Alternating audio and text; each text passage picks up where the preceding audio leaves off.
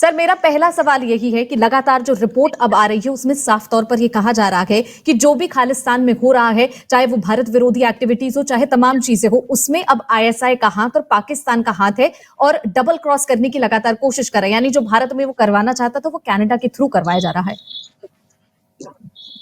देखिए निहारिका, मुझे लगता है कि ये बात जो अभी निकल के आई है ये बहुत पहले से स्पष्ट हो जानी चाहिए थी, लेकिन मुझे लग रहा है कि हम्म। इसमें थोड़ा सा ट्रिक जिसने भी किया हो वो किया ये है जी। कि जैसे ही ये किलिंग हुई उसके तुरंत बाद ही ये प्रोपगेट कर दिया गया या प्रोपेगेंडा फैला दिया गया है कि इसमें भारत हम्म। हम्म। का इन्वॉल्वमेंट है, इस तरह की चीजें।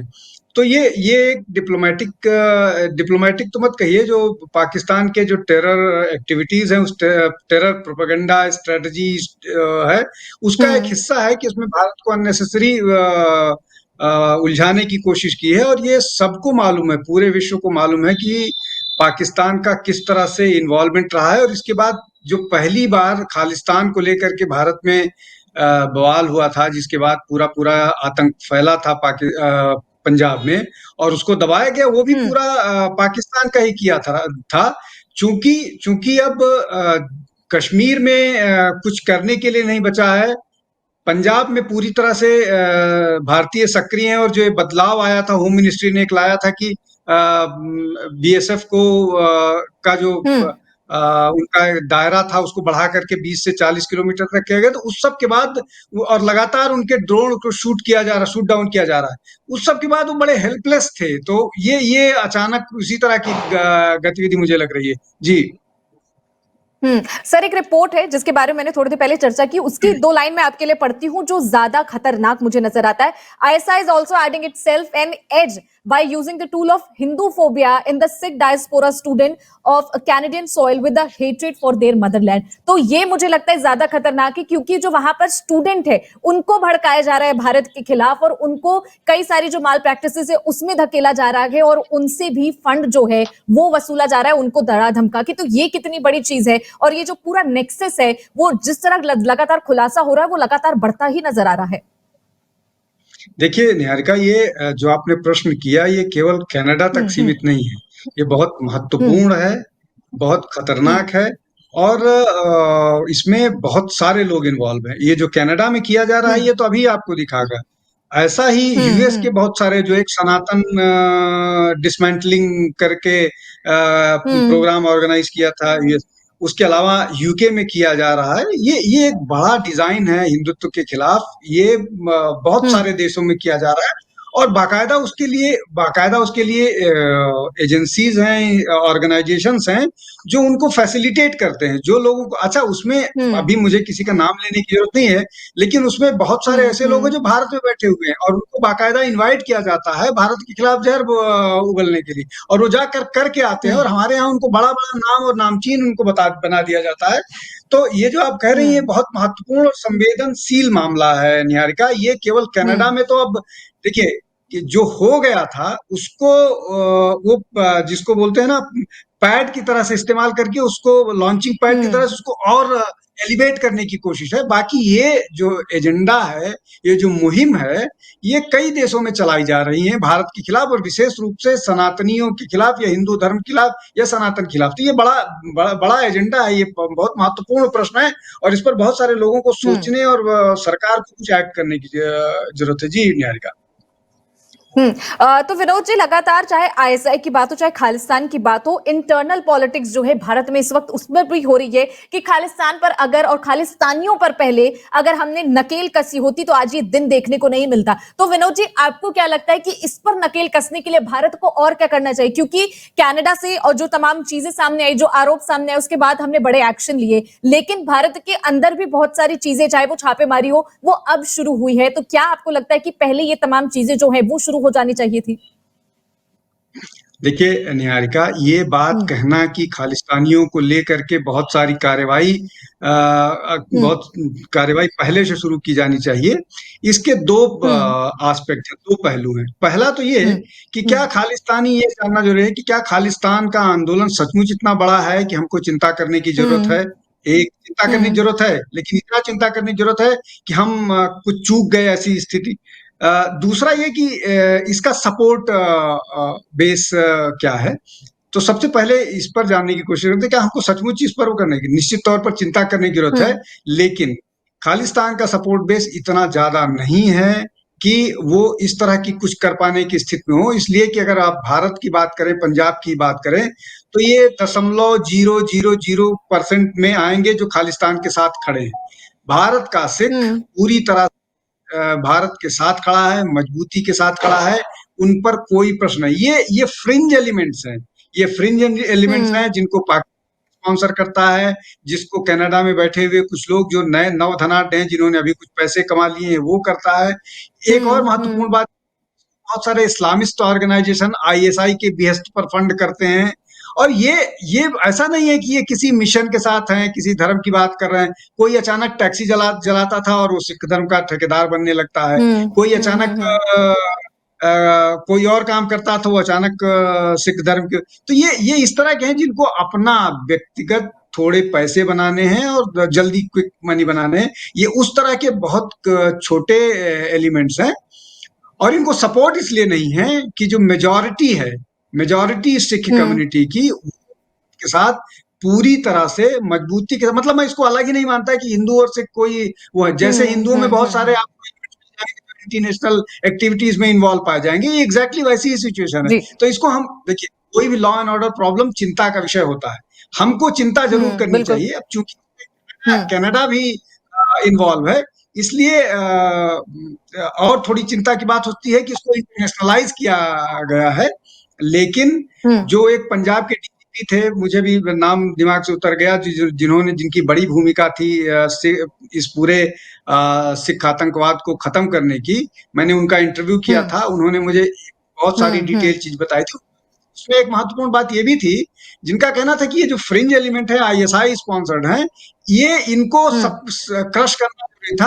Otherwise majority of the people वो पूरी तरह से भारत के साथ हैं। जी निहारिका।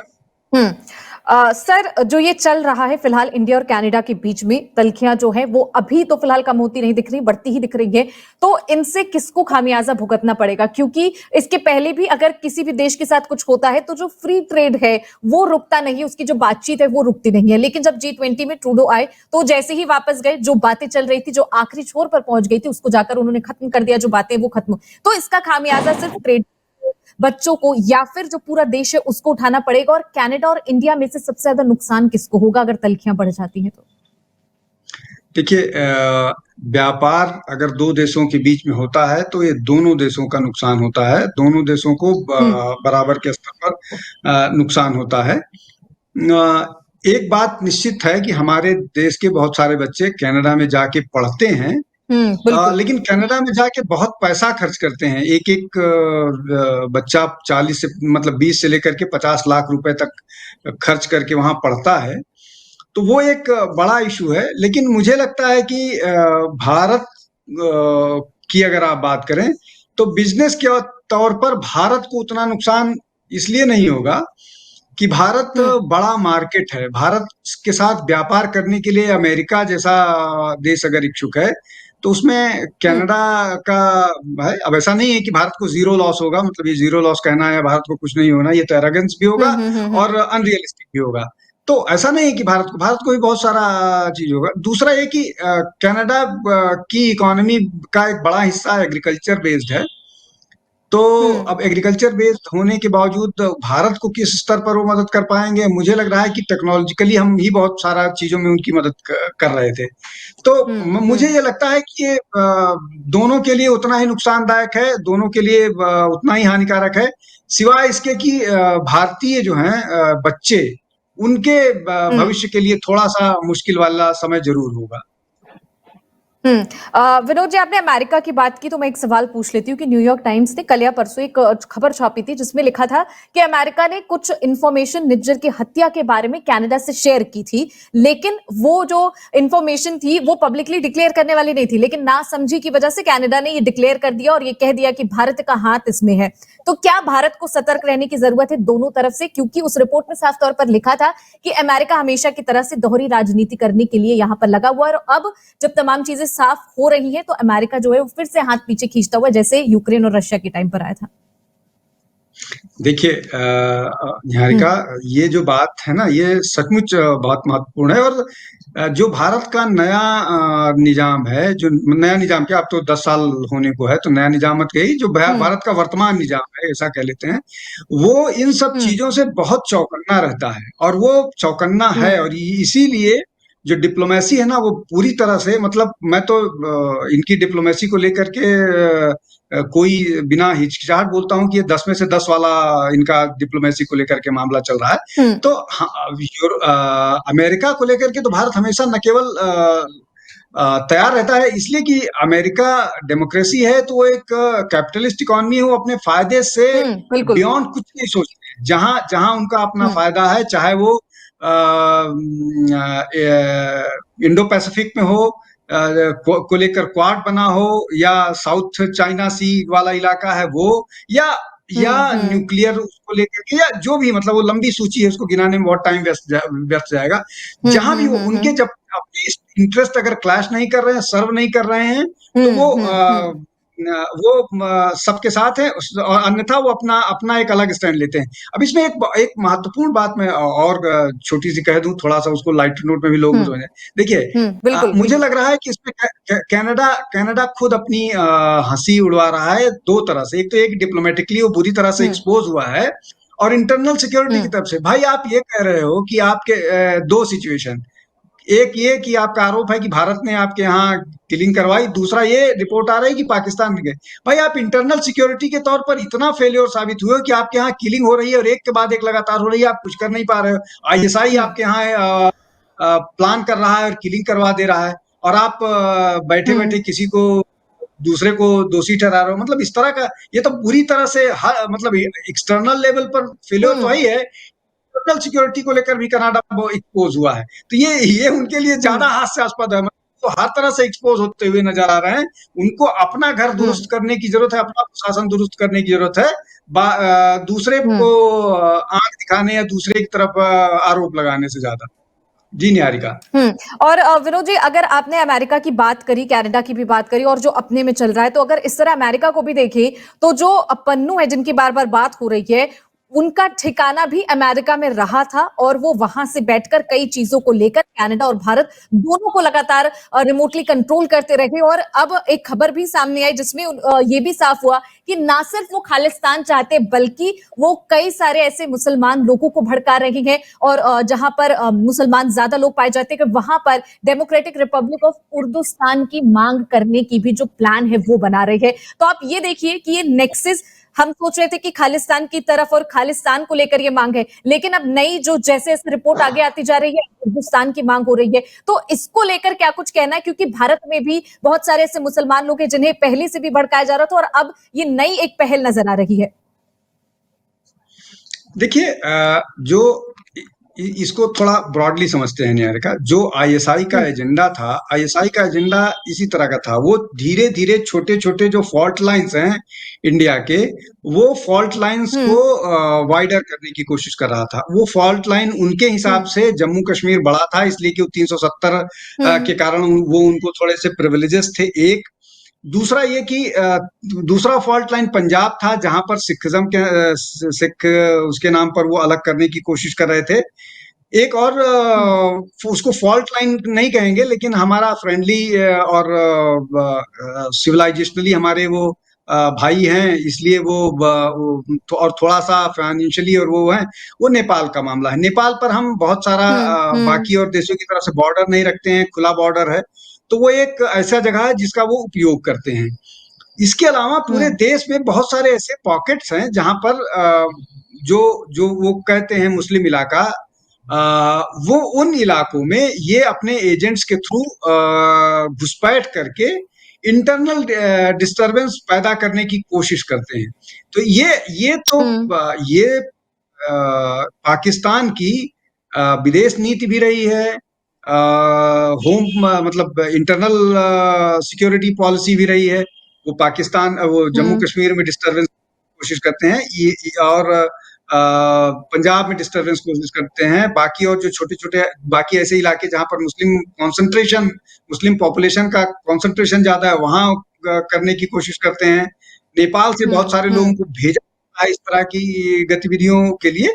तो वो एक बड़ा विषय है। लेकिन हमको लगता है कि इंटरनल सिक्योरिटी को लेकर के सरकार चौकन्नी है, लेकिन 140 करोड़ के देश में मैन टू मैन पुलिसिंग तो संभव नहीं है, इसलिए बहुत सारे आपको ऐसी घटनाएं भी दिखेंगी जब कुछ इस तरह की गतिविधियां या कुछ इस तरह के लोग पकड़े भी जाते हैं। और ये भी हो सकता है कि बहुत सारे लोग ऐसे हों जो लगे भी हों, कर रहे हों, तो आज नहीं तो कल वो पकड़े जाएंगे। तो ये एक स्थिति है। अ, इसमें चूंकि कमी ड्रास्टिकली आई है, जम्मू कश्मीर में तो लगभग मामला अब अपने आखिरी सांसें लेने वाला है, लेकिन फैलाव पूरे देश में इनका थोड़ा बहुत उसमें कमी इसलिए आई है कि पाकिस्तान के पास रिसोर्सेज नहीं बचे हैं। रिसोर्सेज हर तरह से नहीं बचे हैं, इंटरनेशनल फंडिंग बंद हो गई है, अंदर उनके पास कुछ बचा ही नहीं है, और जो आए उनको मार दिया गया। नए तैयार होने के लिए आपको पैसे चाहिए, इसलिए कि जो आतंकवादी बनना चाहेगा वो ये चाहेगा कि उसके परिवार को कुछ इतने पैसे मिल जाए कि वो नहीं भी मरता है, बचता है तो उसका परिवार तो बचा रहे। ज्यादातर गरीब लोग को इसी तरह से ट्रैप किया जाता है। जो गरीब बच्चे हैं, गरीब मुस्लिम परिवार के बच्चे हैं, उनको बोला जाता है कि भाई आप शहादत दो, आपके परिवार का हम ध्यान करेंगे। ये इस तरह के मॉड्यूल्स आते हैं, और ये पब्लिक डोमेन में है, मतलब ये मैं आपको कोई नई बात नहीं बता रहा हूँ।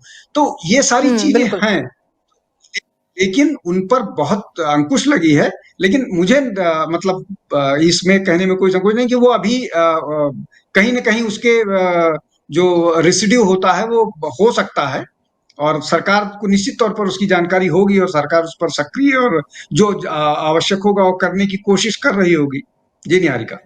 विनोद जी, आपने जम्मू कश्मीर की बात की और ये कहा कि कई चीजें वहां पर जो चल रही थी वो अब अपने अंतिम सांस में है। तो मुझे ऐसा लगता है कि जो जम्मू कश्मीर में तमाम चीजें हुई, सरकार ने उस पर रोक लगाई और तमाम चीजों को शांत करने की कोशिश की, क्योंकि जो पहले हालात थे वो बेहद ज्यादा खतरनाक थे। वहां जाने से पहले भी 100 बार सोचना पड़ता था। लेकिन अब जो तमाम चीजें उसको शांत कराया गया, वहां के लोगों में एक नई जो पहल है वो शुरू करने की कोशिश की गई, और वहां पर जो चीजें हैं, चाहे एजुकेशन को लेकर हो, चाहे बच्चों को लेकर हो, चाहे महिलाओं को लेकर हो, इन तमाम चीजों पर नकेल कसने की भी कोशिश की गई। तो क्या ये तमाम चीजें जो हैं, वो जो लोग कश्मीर को अपना मानते थे और कश्मीर को लेकर कई बार जो झगड़े हैं वो पैदा करने की कोशिश करते थे, तो क्या इनके खून में उबाल हम पैदा करते? क्योंकि कश्मीर में जो वो कराना चाहते थे वो अब हो नहीं पा रहा है, और अभी G20 जो है उसका एक फंक्शन भी श्रीनगर में हमने करवाया। तो ये तमाम जो मैसेज है वो बड़ी तेजी से भारत दे रहा है। तो क्या इन तमाम चीजों का असर ISI और तमाम ऐसे लोगों पर पड़ता है जो कश्मीर को अपना मानते थे और चाहते थे कि वहां पर लगातार इस तरह की चीजें होती रहे?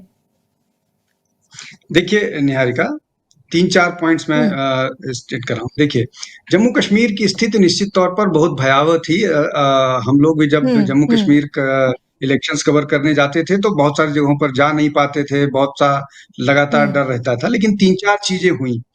370 हटा, जमाते इस्लामी जम्मू एंड कश्मीर बैन हुआ, अफगानिस्तान में से यूएस गया, उसके बाद वो अपने मुश्किलों में फंस गए कि उनको सरकार कैसे बनाया जाए, उनके अपने संसाधन रिसोर्सेज कैसे जनरेट किया जाए, और वो भारत की तरफ से उम्मीद की निगाह से देख रहे थे।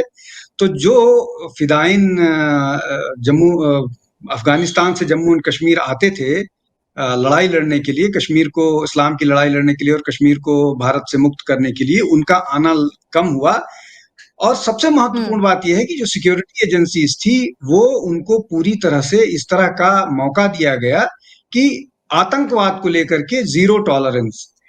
तो ये जो 4-5 चीजें एक साथ हुई ना, इसके कारण वहां पर एक तो आतंकवादियों को न्यूट्रलाइज किया गया, और लगभग जिस तरह से जम्मू कश्मीर के डीजीपी का कहना है कि 30-40 लोग 30 के आसपास लोग और बचे हुए हैं, बाकी वहां जो कभी 800-700 या की बात होती थी वो सब चले गए। एक बात। दूसरा ये कि कोई भी आतंकवाद तब तक सफल नहीं हो सकता है जब तक उसको लोकल सपोर्ट नहीं मिले।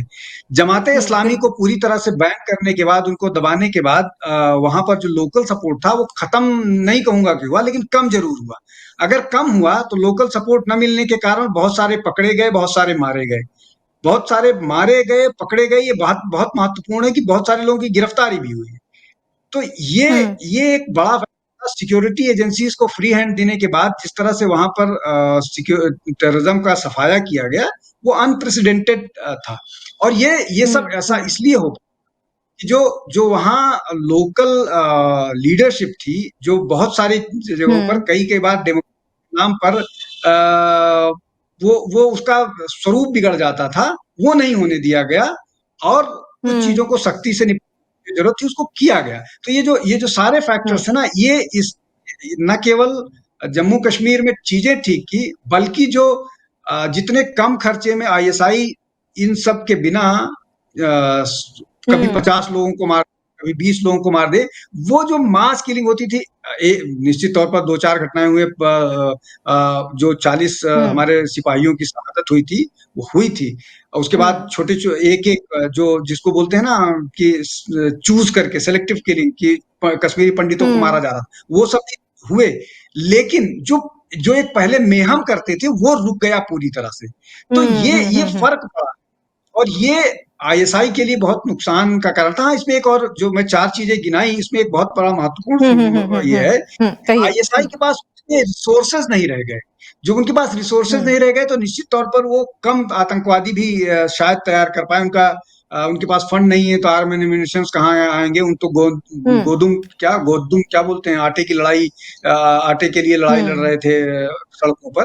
तो ये 4-5-6 मतलब इसको अगर आप गिनाते जाइएगा तो और बहुत सारे फैक्टर्स है, अगर एक के बाद एक याद आएँगे तो मैं आपको गिनाता जाऊँगा। ये सारे फैक्टर्स हैं जिन्होंने हम्म जिन्होंने अ, रणनीति या योजना पाकिस्तान की थी, उस पूरी योजना को ही धराशायी कर दिया।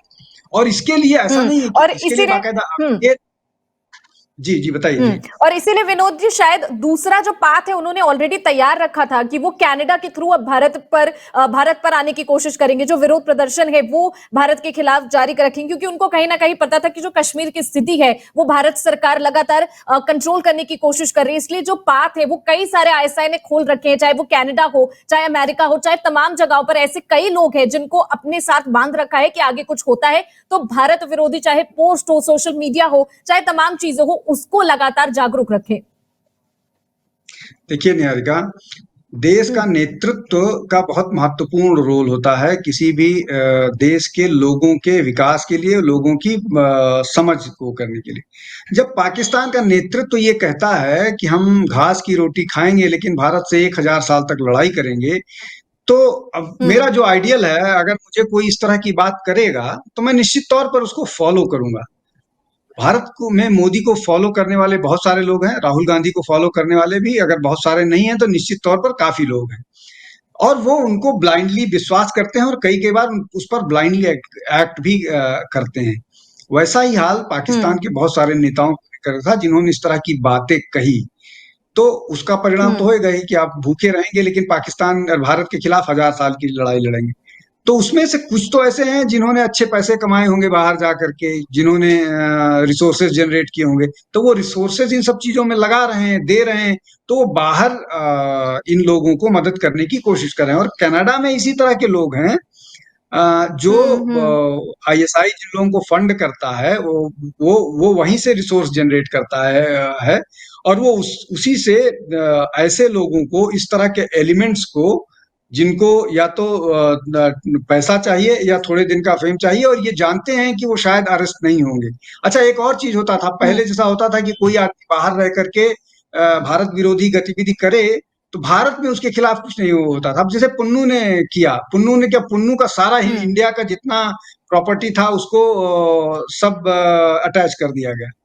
तो अब वो बिलबिलाया हुआ था, मतलब वो, मुझे इस तरह का वो नहीं है, लेकिन वो शब्द नहीं इस्तेमाल करना चाहिए, लेकिन वो निश्चित तौर पर परेशान था। परेशान हुआ कि उसका सारा फंड, सारा यहाँ की प्रॉपर्टी गई। तो आप जब इस तरह का डर लोगों पर होगा तो कम से कम, वैसे अब बहुत सारे लोगों को ओआईएस कार्ड भी अब नहीं, कैंसिल करने की बात हो रही। तो ये जब इस तरह की चीजें होंगी तो लोगों को समझ में आएंगी चीजें कि शायद आज से हम्म 50 साल पहले वाला भारत नहीं है। भारत में बदलाव आया है, भारत का नेतृत्व अब दूसरे ढंग से सोचता है और उसकी सोच हम्म ऐसी है जहां भारत के खिलाफ साजिश करने वालों के साथ नो टॉलरेंस, नो मर्सी और नो हम्म जिसको बोलते हैं ना, कोई दया भाव नहीं दिखेगा। तो ये जो नो जीरो टॉलरेंस, टॉलरेंस, हाँ। हाँ, जीरो टॉलरेंस, जीरो मतलब नो मर्सी वाला जो हम्म पॉलिसी चल रही है, भारत उसी पॉलिसी पर काम कर रहा है और वो रिजल्ट दे रहा है भारत को। रिजल्ट दे रहा है और मुझे लग रहा है कि बाकायदा सोची समझी प्लान ऑब्वियसली इस तरह की हम्म चीजें बिना योजना के नहीं होती हैं और अगर सही ढंग से नहीं इम्प्लीमेंट होगी तो उसका वो मतलब अगर ठीक से एग्जीक्यूट नहीं किए होंगे तो उसके परिणाम भी खराब हो सकते हैं तो इसलिए उसका एग्जीक्यूशन प्लानिंग सब बेहतर ढंग से किया गया है और वो स्पष्ट नजर आ रहा है। विनोद जी, जी एक खबर लगातार चल रही है कि राष्ट्रपति भवन से जो सिख पुलिसकर्मी है और तमाम जो यहाँ पर सुरक्षा कर्मी है उन्हें हटाया जा रहा है। तमाम जो मीडिया है वो इस वक्त ये खबर चला रही है। तो क्या अगर स्थिति इस तरह इतनी बड़ी है कि क्या ये करने की जरूरत पड़ सकती, क्योंकि अभी तो खबर है, इस पर कोई पुष्टिकरण नहीं है फिलहाल, लेकिन क्या स्थिति इतनी खराब हो सकती कि ये जो बड़ा एक्शन है वो लिया जाए?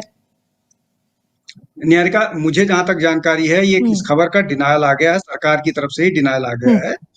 तो इस हम्म खबर में दम नहीं है। देखिए हम आप सब जर्नलिस्ट हैं, हम सब ने जर्नलिज्म हम्म समझते हैं और खबरें कैसे चलती हैं उस सबका भी आइडिया है। मेरी जानकारी में इस हम्म खबर का डिनायल आ गया है और जैसा मैंने अपने पहले जब आपका पहला प्रश्न मुझसे था तब मैंने कहा हम्म था कि भारत में सिखों को लेकर के कोई मसला नहीं है, कोई वो नहीं है, मतलब कि सिख इस तरह की कोई गतिविधि में इन्वॉल्व होंगे जहां पर उनके क्रेडिबिलिटी पर या उनके देशभक्ति या उनकी सेंसिटिविटी पर कोई प्रश्न किया जा सकेगा। मुझे ऐसा कुछ नहीं लगता। हम्म ये खबर भी उसी डिजाइन का हिस्सा है जिस डिजाइन के तहत पुन्नू जैसे लोगों को आगे किया जा रहा है। ये कंफ्यूजन करके सिखों के दिमाग में इस तरह की बात फैलाने की कोशिश की जा रही है योजनाबद्ध हम्म तरीके से कि देखिए भारत सरकार और भारत के लोग आप पर भरोसा नहीं करते हैं, आपको अपना नहीं मानते हैं। ये सिर्फ उस तरह की हम्म स्ट्रेटजी है, उससे आगे कुछ नहीं है। मुझे ये सब किसी को कहने की जरूरत नहीं है कि आप कितने लोगों सिखों को जानते हैं, कितनों को नहीं जानते हैं। मतलब उनको को भारत से अलग न किया जा सकता है, न वो हैं, न कोई इस तरह की संभावना पर किसी आदमी को मुगालता पालना चाहिए। वो पूरी तरह से इस देश का उतना ही हिस्सा हैं, हम्म जितना कोई भी सामान्य व्यक्ति जो इस देश में बिल्कुल। नागरिक के तौर पर। हम्म जी। विनोद जी, अगला मेरा सवाल यह है कि अमेरिका हो चाहे पश्चिमी जगत का कोई भी देश हो, उनको हमेशा इस बात का वो रहता है कि जब भी वो कोई बड़ी चीज छापते या फिर वो वैश्विक तौर पर सबसे बड़े देश माने जाते हैं और ये वो सोचते हैं कि जो भी उनकी तरफ से छापा जाए या उनकी तरफ से जो भी आदेश आए वही सर्वोपरि होता है। लेकिन अब भारत ऐसा देश बन चुका है जिसको किसी फैसले का या फिर किसी भी नोटिफिकेशन का इंतजार नहीं होता। तो अगर ये तल्खियां आगे बढ़ती हैं विनोद जी, आशा करती हूँ कि ये ना बढ़े, लेकिन अगर ये तल्खियां आगे बढ़ती हैं तो भारत आगे क्या एक्शन ले सकता है? क्योंकि जो एक्शन अभी तक भारत लेता हुआ आया है वो बेहद ज्यादा बड़े हैं। तो अगर आगे तल्खियां बढ़ जाती हैं तो क्या कुछ कनाडा को लेकर या फिर तमाम और चीजों को लेकर एक्शन हो सकता है? देखिए, मुझे लगता है कि कनाडा को लेकर के भारत एक्शन क्या करेगा, जो उन्होंने दो हम्म तीन निर्णय लिए हुए हैं। एक तो वीजा को लेकर के निर्णय आया है, ओआईएस हम्म कार्ड को लेकर के निर्णय आया है, कुछ बिजनेस डील्स होने वाली थी वो रुक गई हैं। तो इस तरह के निर्णय आएंगे, लेकिन आप इसको मैं एक समझाने की कोशिश करता हूँ निहारिका जी, शायद मैं बेहतर ढंग से समझा पाऊँ। हम्म देखिए, G20 का हमने सफल आयोजन किया, ठीक है।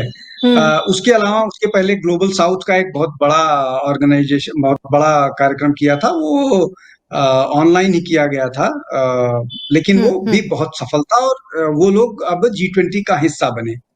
अब इस G20 में मैं G20 को ही मानता हूँ, बाकी और सारे हैं लेकिन उसमें कोई बायलेटरल है, कोई क्वाड्रिलेटरल है, कोई इस तरह का मामला है।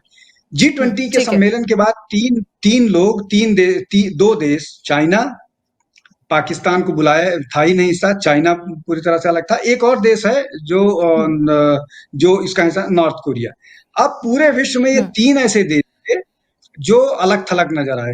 चाइना, जो भारत को इंटीमिडेट हम्म करना चाहता था जी जिनपिंग के अनुपस्थिति के कारण, भारत को इंटीमिडेट करते हम्म करते एक्सपोज हो गया। पाकिस्तान ये रोना रोता रहा कि हम G20 में सारे देश, बांग्लादेश आया, पाकिस्तान नहीं आया। तो हम्म अब बचा नॉर्थ कोरिया। नॉर्थ कोरिया कहीं किसी गिनती में नहीं है। तो अगर इस पूरे नए हम्म वर्ल्ड ऑर्डर में आप चाइना को अलग थलग कर सकते हैं, पाकिस्तान की कोई गिनती नहीं होती है, तो उसमें कनाडा की क्या हैसियत है हम्म जो इकोनॉमी के हिसाब से अभी 8वें 9वें नंबर पर है, और जिसका ग्रोथ हम्म रेट भी ऐसा नहीं है कि लगे कि उससे कोई उम्मीद विश्व को नजर आ रही है। तो जो नया, मैं हम्म कह रहा हूँ, जो नया वर्ल्ड ऑर्डर है, उस नए वर्ल्ड ऑर्डर में आपको, अच्छा, भारत कोई कन्फ्रंटेशन वाला रास्ता भी नहीं अपना रहा है, भारत तो कोई एग्रेसिव होकर के आगे की हम्म बात नहीं कर रहा है, भारत, आप एक्ट कर रहे हो, आप उसका जवाब दे रहा है। भारत का तो सिर्फ ये कहना है कि आप हमारे साथ अगर जिस तरह से व्यवहार करोगे, हम आपको जवाब भी उसी शर्तों में देंगे। पुराना भारत, जैसा हम्म मैंने पहले कहा, ये पुराना भारत नहीं है, आप जैसा जवाब दोगे, जैसा सवाल दोगे, वैसा ही उत्तर पाओगे। तो भारत पूरी तरह से स्पष्ट कर वो है कि आप अगर हमको नुकसान पहुंचाने के लिए, ग्लोबली नुकसान पहुंचाने की कोशिश करोगे और हमारे हम्म आंतरिक मामलों में हस्तक्षेप करोगे, तो हमारे पास आपका हर दृष्टि से जवाब है। दूसरा है कि हम उनसे बॉर्डर शेयर करते नहीं, आप वहां रह करके आप लगातार हमारे हम्म हमारे खिलाफ जो लोग कर रहे हैं उसको पनाह दे रहे हैं। तो ये हम्म डिप्लोमेसी के हिसाब से भी अनएथिकल है। आप अनएथिकल काम कर रहे हो, मतलब जिसको बोले कि आप गलती भी कर रहे हो और हमको घूर भी रहे हो, तो हमको धमकी भी दे रहे हो, घुड़की भी दे रहे हो। तो ये नहीं चलेगा। इस नए वर्ल्ड ऑर्डर में आपको हम्म सबको सामने के साथ चलना पड़ेगा। और भारत तो पहले से ही, आप देखिए ना, आप ये जो फ्रेम दिखा रहे हैं उसमें वसुधैव कुटुंबकम लिखा हुआ है, हम्म तो भारत तो करता रहा है। और ये हमारा 5000 साल पुराना, 4000 साल पुराना थीम है। ये सनातनी थीम है, ये देश का ऐसा थीम है जो बिल्कुल हम पहले, हम सर्वे भवन्तु सुखिनः की बात करते हैं, तो हमारा तो पहले से ही दृष्टिकोण ही व्यापक है। तो हम और ऐसा नहीं है कि हमको कोई स्कूल में सिखाया जाता है, ये हमको परिवार से मिलता है। हम्म हम हम्म इसको अपने परिवार से सीखते हैं और उसी को आगे करते हैं। मतलब ये हमारा जो बेसिक इंस्टिंक्ट है ना, ये हमारे बेसिक इंस्टिंक्ट का हिस्सा है। तो हमारा हम्म बेसिक इंस्टिंक्ट कैसे बना सकता है कि हम किसी के खिलाफ जा सकते हैं। लेकिन अब मुझे लगता है कि अगर कोई हमारे खिलाफ है, अगर हम्म हम पर कोई नाखून गड़ाने की कोशिश कर रहा है, पहले हम बचाने की कोशिश करते थे, लेकिन अब हम नाखून बढ़ाने वालों को, ये मेरा अपना व्यू है, ये सरकार का नहीं, मेरा हम्म अपना परसेप्शन ये है कि अगर अगर कोई अपने हाथ के नाखून हमारे चेहरे पर गड़ाएगा, तो अब नई पॉलिसी हम्म के तहत उसका हाथ मरोड़ा जाएगा। पहले हम अपने हम्म आप को बचाने की कोशिश करते थे कि उसका हाथ दूर कर दें। लेकिन अब जी, जैसे को तैसा वाली जो पॉलिसी है वो हमने अपना ली है। जी, जी, जी। हम्म ये मेरा अपना मानना है कि भारत वैसा ही करता हुआ नज़र आता है। हम्म उसकी एक्टिविटीज़ या उसके निर्णय उसी तरफ इशारा करते हैं। जी, निहारिका। सर आगे जो ये सुलह की गुंजाइश है वो कितनी है, क्योंकि अभी तल्खियां उस लेवल पर नहीं बढ़ी है, लेकिन जितनी भी बढ़ी है, जो भी है, चाहे वो आरोप की यहाँ पर गवाही देनी हो, चाहे उसका जो सबूत है वो यहाँ पेश करना हो, क्योंकि ये ज्यादातर लोगों को पता है कि कनाडा जो है वो सबूत नहीं ला पाएगा और ऐसा कुछ है ही नहीं, तो वो सबूत कहाँ से लाएगा इन तमाम चीजों को। लेकिन सुलह की कितनी गुंजाइश है, क्योंकि अब जो भी है, चाहे वो सुलह हो या तमाम चीजें जो है वो पूरी तरह से कनाडा के पाले में है, क्योंकि भारत, जैसा आपने कहा कि हम लंबे समय से ये पॉलिसी फॉलो करते आए कि जैसे को तैसा, और इसके पहले हम शांत रहते थे, लेकिन अब नए भारत की जो तस्वीर है वो बदलती नजर आ रही है, और साथ ही जिसने जैसा किया कि उसको वैसे ही देने का जो पॉलिसी है वो हमने अपनाई है। तो अब जो सुलह अगर होता है तो गुंजाइश कितनी बची है? देखिए, निहारिका, मैं नाउम्मीद ना मैं होता हूँ, ना मुझे लगता है भारत सरकार होती है। भारत हम्म के विदेश मंत्री ने स्पष्ट कहा कि आप हमको जो भी सबूत हैं, अगर आपको लगता है कि भारत का इसमें इन्वॉल्वमेंट है, तो आप वो सबूत दीजिए। कोई सबूत लगभग हम्म जब से कनाडा के प्रधानमंत्री ने अपनी संसद में ये बात कही थी, तब से लगभग 8 या 10 दिन हो गए। तब से उन्होंने कोई सबूत नहीं दिया, बल्कि नहीं दिया। एक दूसरे, जी। तो एक तो ये, दूसरा ये कि उनके ही एक मिनिस्टर ने ये बोला था कि नहीं, हम सारे उसके बावजूद भारत से अपने संबंध बरकरार रखेंगे और बेहतर रखेंगे। हम्म 2, तीसरा ये कि भारत के साथ जैसे ही कोई मतलब अगर वो चाहेंगे, तो भारत को अभी भी इस तरह का नहीं है कि नहीं, हमको उनके साथ संबंध तोड़ के रखने हैं। प्रक्रिया लेकिन कनाडा को शुरू करनी पड़ेगी। चौथा, हम्म ये जो जस्टिन ट्रूडो वाला मामला है, ये मामला उनके हम्म इंटरनल इलेक्शन और ये उनके इंटरनल पॉलिटिक्स का है। चूँकि कनाडा के प्रधानमंत्री इंटरनली बहुत वीक हो गए हैं और अगला चुनाव शायद वो ना मैनेज कर पाएँ। तो उस कारण से इस तरह की ये शायद कुछ स्ट्रैटेजी चली जा रही है, जिसके कारण वो चाह रहे हैं कि वो चुनाव में फिर वापस करें, जिसकी संभावना कम दिख रही है। तो जो बात लग रही, मुझे लग रहा है कि शायद सरकार और उनके यहाँ भी शायद चुनाव नजदीक ही है। तो इस तरह की कुछ स्थितियां अगर बनती हैं कि शायद सरकार में बदलाव हो या परिवर्तन आए, तो उसके बाद बदलाव हो, या इनको लग जाए कि नहीं हमारा ज्यादा नुकसान नुकसान होने वाला है, इसलिए कि जिस तरह से इकोनॉमी का हाल अभी है, जिस तरह से इकोनॉमी का हाल है, उसमें मतलब मैं ये बड़े विश्वास के साथ कह सकता हूँ कि जिस भी देश को डेवलपमेंट को एक एक बिना रुकावट वाला पेस में जारी रखना है, उसको भारत के साथ रिश्तों को सामान्य रखना ही पड़ेगा। और इसमें कनाडा एक्सेप्शन नहीं है, और कनाडा को भी भारत के साथ अपनी अर्थव्यवस्था को देखते हुए बेहतर अगर चाहते हैं तो भारत के साथ संबंध बना करके रखना पड़ेगा। ये दोनों देशों के हित में है। मैं नहीं कह रहा हूँ कि सिर्फ कनाडा के हित में, ये भारत के भी हित में है, और भारत इसके लिए साफ तैयार हो। तो मुझे लगता है कि ये जो तीन चार फैक्टर्स हैं, इन फैक्टर्स को मद्देनजर रखते हुए चीजें आज नहीं तो कल बेहतर होंगी, और ऐसा लगता है कि चीजें फिर ट्रैक पर आएंगी। दूसरा ये कि आप कहीं भी किसी भी परिस्थिति में सारे लोगों को संतुष्ट नहीं कर सकते हैं। कोई न कोई तो ऐसा होगा जिसको कहीं न कहीं किसी स्तर पर विरोध रहेगा।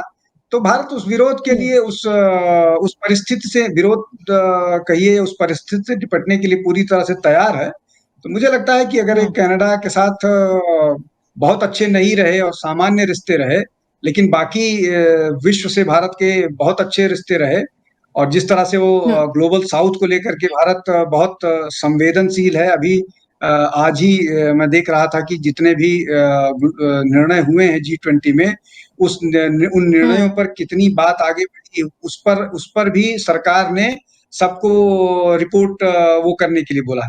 तो भारत एक मतलब पता नहीं, जो कुछ लोग बोलते हैं ना कि शायद बहुत हड़बड़ी में, कई के बाद निगेटिवली बोला जाता है कि ये फला नेता बहुत हड़बड़ी में है, फला नेता बहुत हड़बड़ी में है। लेकिन मुझे लगता है कि प्रधानमंत्री नरेंद्र मोदी कुछ चीजों को लेकर के बहुत, अगर हड़बड़ी में तो नहीं है, लेकिन कम से कम बिना डिले के करने के लिए जरूर सक्रिय हैं। तो वो G20 और जो ग्लोबल साउथ वाला मामला है, जिसका जो रिसोर्स वाली कंट्रीज तो हैं, लगभग 54-55 देश हैं ग्लोबल साउथ में, जो रिसोर्सफुल कंट्रीज तो हैं, लेकिन उनके पास संसाधन नहीं है कि उन रिसोर्सेज का उपयोग कर पाए। और वहां पर चाइना अपने न्यू इंपीरियल पॉलिसी के तहत काबिज हुआ है, और बहुत सारे जगहों पर जो नेचुरल रिसोर्सेज हैं उनको ऑलरेडी कब्जा करके बैठा है। उससे मुक्ति दिलाने में ये G20 का जो था और ग्लोबल साउथ का था, उसकी बड़ी भूमिका होने वाली है। और ये अफ्रीका के विकास के लिए एक मील का पत्थर ये निर्णय साबित होने जा रहा है। निहारिका जी, ये मेरा अपना आकलन है। जी निहारिका जी। ठीक है। विनोद जी, यहाँ कनाडा के सोशल मीडिया पर लगातार क्रेडिबल करके एक जो हैशटैग है वो लगातार ट्रेंड कर रहा है। यहाँ पर क्रेडिबल इशू, क्रेडिबल रूमर जो है उस पर ट्रेंड कर रहा है, और उसके पहले भी उन्होंने कई बातें जो है वो क्रेडिबल लगाकर ही कही है, चाहे क्रेडिबल एलिगेशन हो। लेकिन हम ये मानते हैं कि क्रेडिबल जो प्रूफ है वो कहाँ पे है, और इस तरह के जो तमाम हैशटैग है वो लगातार यहाँ पर ट्रेंड कराने की कोशिश की जा रही है। तो ये क्रेडिबल रूमर का क्या मतलब? मैं इस बात को निहारिका जी समझ नहीं पाया। क्रेडिबल जो हैशटैग है, इसका उत्तर मैं जरूर दूंगा, लेकिन वो क्या है, वो ये दिखाने की कोशिश कर रहा है कि क्रेडिबल एविडेंस जो है वो भारत सरकार ने नहीं दिया है। ये कनाडा नहीं, कनाडा ने क्रेडिबल एविडेंस नहीं दिया, ये भारत सरकार की तरफ से आ रहा है, या कनाडा कहने की कोशिश कर रहा है कि हमने क्रेडिबल एविडेंस दिए हैं।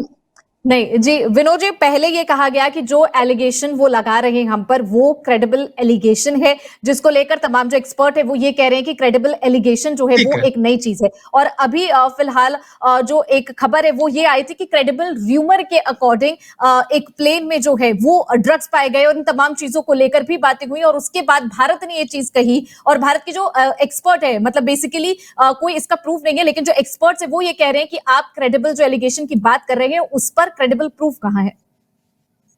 देखिए, पहली बात ये निहारिका कि हम्म। कोई भी डिप्लोमेसी वो सोशल मीडिया से सेटल नहीं होगी। क्रेडिबल एविडेंस अगर आपके पास हैं, तो आपको भारत सरकार को सुपुर्द करने पड़ेंगे। आपके पास क्रेडिबल हम्म। एविडेंस भारत के खिलाफ नहीं है, तो आप सोशल मीडिया हैशटैग जितना चलाते रहिए, उसका कोई मायने नहीं है। आप मुझे 1 हम्म। लाख रुपए दीजिए,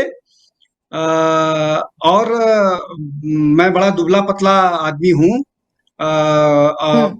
हैशटैग पे चला दूंगा Vinod Kumar Shukla, hashtag Vinod Kumar Shukla mister India. तो हम्म। आप पैसे खर्च कीजिए और हैशटैग, कोई भी हैशटैग चला करके उसको उस दिन की सुर्खी बना दीजिए। ये और हम्म। सरकार अगर कोई चाह ले, तो उसके लिए ये सब बहुत छोटी चीजें हैं। सोशल मीडिया पर कोई चीज फैलाना, कोई हम रोज अपने यहाँ पर देखते हैं कि इस तरह के एक विषय को किस तरह से ट्रेंड कराया जाता है। मतलब जो ट्रेंड कराने का है, वो पहले तो समझ में नहीं आता था, लेकिन अब धीरे-धीरे जब आप खुद सोशल मीडिया पर सक्रिय होइए या चीजें होइए, तो वो समझ में आता है ये काम किया कैसे जाता है। तो ये जो भी आप चाहिएगा, ये बड़े आराम से जिस तरह से भी चाहें आप उसको मैनेज कर सकते हैं। मसला ये है कि अगर कनाडा को ये लगता है कि उनके पास क्रेडिबल एविडेंसेस हैं, तो सीधे तौर पर वो विदेश मंत्रालय से अपने जो उनका दूतावास है उसके माध्यम से संपर्क करें, उपलब्ध कराएं। नहीं तो प्लान करके मीटिंग हो सकती है, मिनिस्टर्स की मीटिंग नहीं हो सकती है तो ऑफिशियल्स की मीटिंग हो सकती है, और उसके बाद उसके बाद अगर क्रेडिबल एविडेंस है, उसको भारत सरकार देखती है और भारत सरकार का उसके पास लगता है कि नहीं, ये क्रेडिबल एविडेंसेस हैं, इनके खिलाफ जवाब नहीं है, सही कह रहे हैं, हम्म। तब कोई बात बनेगी। पहले आपको क्रेडिबल एविडेंसेस उपलब्ध कराने पड़ेंगे, जो लगातार डिले हम्म। हो रहा है। मैं किसी आदमी को चोर चोर चोर चोर कहता रहूं और उसके बाद हम्म। हमारे पास सबूत ना हो। 2019 के चुनाव में बहुत एक चोर चोर चोर करके नारा चला था, उसका क्या परिणाम हुआ सबको हम्म। मालूम है। तो उसी तरह से ये चोर चोर कहते रहेंगे कि नहीं नहीं, हाँ भारत ने ऐसा किया, भारत ने ऐसा किया, उसके पास कोई सबूत नहीं होगा, तो कोई सुनेगा नहीं। आप सोचिए ना, कोई कोई इनकी बात पर हम्म। कोई क्यों नहीं सुन रहा है, कोई इनकी बात, इसलिए कि अगर ऐसा होता, अगर इनको लगता मतलब लगता कि कोई इस तरह का सबूत इनके पास है, तो अब तक करा चुके होते। और इसके पहले दे जो चुके होते। कनिष्का क्रैश हुआ था, उसमें भी ये कुछ नहीं, इन्होंने जो भूमिका थी कनाडा की, वो बड़ी संदेहास्पद संदेहास्पद थी, ये सबको मालूम है। तो ये जो है हम्म। बड़ा वो है कि आप सोशल मीडिया का अपना एक डायनेमिक्स होता है, उनका अपना एक गेम होता है, उनका अपना एक है, उस पर हम डिपेंड करके किसी भी दो देशों की डिप्लोमेसी हो भी इस तरह के संजीदा मामलों में न उसका आकलन करना चाहिए, न उससे कोई हम्म। प्रभावित होना चाहिए, न उससे किसी निर्णय पर पहुंचना चाहिए। जी निहारिका। हुँ, ठीक है। विनोद जी, मैं ये इस चर्चा को समाप्त करती हूँ इसी बात पे जहाँ आपने ये कहा था कि जो भारत है वो सशक्त है। अगर कनाडा को अक्ल आ जाती है और वो ये चीज़ें समझ लेता है तो भी भारत तैयार है, और अक्ल नहीं आती है और इन चीज़ों को आगे बढ़ाता है तो भी भारत इन तमाम चीज़ों के लिए तैयार है। पर आशा करते हैं कि लगातार जो कनाडा से चीज़ें, क्योंकि पहले जो हमारे संबंध थे वो बेहद अच्छे माने जाते थे और अब लगातार कनाडा को भी आगे नुकसान हो सकता है और इंडिया को भी थोड़ा बहुत नुकसान होगा। तो फिलहाल ये उम्मीद की जा सकती है कि आगे जाकर चीज़ें जो हैं वो लगातार सुधरने की कगार पर है। हमारे साथ जुड़ने के लिए, अपना कीमती वक्त देने के लिए विनोद जी बहुत-बहुत शुक्रिया।